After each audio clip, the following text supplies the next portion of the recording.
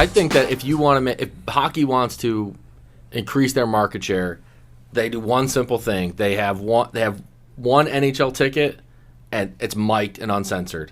Those guys are so fucking funny, dude. When they're chirping each other, dude, it's so funny. They've started doing that a little bit more. I don't know if you've watched any of like the one, they brought Biz on, Paul Bissonnette. Biz is great. And like that I think was huge because you've got him sitting next to Wayne Gretzky on a panel. Like talk about opposite Where is Biz now? personality. Is he?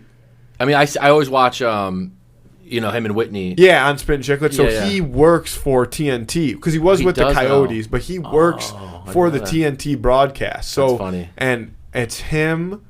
Their panel it's him, Wayne Gretzky, Rick Tocchet, and one other guy, and that's amazing. Hysterical. You're talking about Wayne Gretzky, a guy who has the most points, goals of all time forever. Yeah. And you have Paul Bissonnette, who played, I don't know, not even 100 games, I think, in the NHL. Maybe had 12 points. Like, was an absolute clown. But he's, again, a perfect example of when he first started playing hockey, people, like teams didn't like him. They made him delete his Twitter account because he was so obnoxious, but in a funny way. And people loved it. So he deletes it, and he comes back as Biz Nasty 2.0, which is what everybody knows him as now. And the reason that he is so successful in hockey has obviously nothing to do with his hockey career. No, it's just person, like you were saying earlier, like his personality. And he is hysterical. And so they do some different pregame interviews now where the players, they actually mic the players up during warm-ups,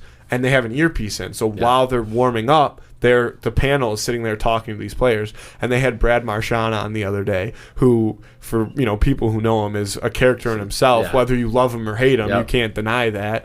And he's like, interviews are tough in general, but this one's really tough because I'm trying to warm up. I'm trying to think of shit that I can't say, and then he's like, shit, I was not supposed to say that. And it's pretty funny. So I agree with you in that sense, but I don't know that you'll ever fully get there with hockey just because that's so ingrained into so many of those guys. They have to. NHL has to lean into that though, because if that's what's going to make them successful. So if they too. keep trying to act like every other league, like the NBA and the NHL and the NFL are so fucking massive, their share of the market is carved out. Right. You got to do something different.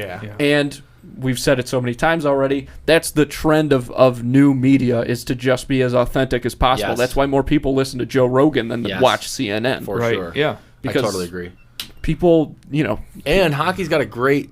I mean, people don't know it, but hockey has a great personality that they almost never show. Yeah, because they feel like they're not supposed to or whatever. Did you ever see they're pretty old school when it comes to that kind of stuff. Did you ever see the I think they're called 24/7s on HBO? Yeah. I mean, like, I'll give you a perfect example. Like, my wife wouldn't watch 5 minutes of hockey, but she would watch that wire to wire because when they mic guys up and they're like talking to each other. And they're showing like how the wives are behind the scenes and stuff. Yeah, like a million times more interesting. Yeah. Well, look at how many hits those mic'd up videos get. They're so good. The shit that they say to each other is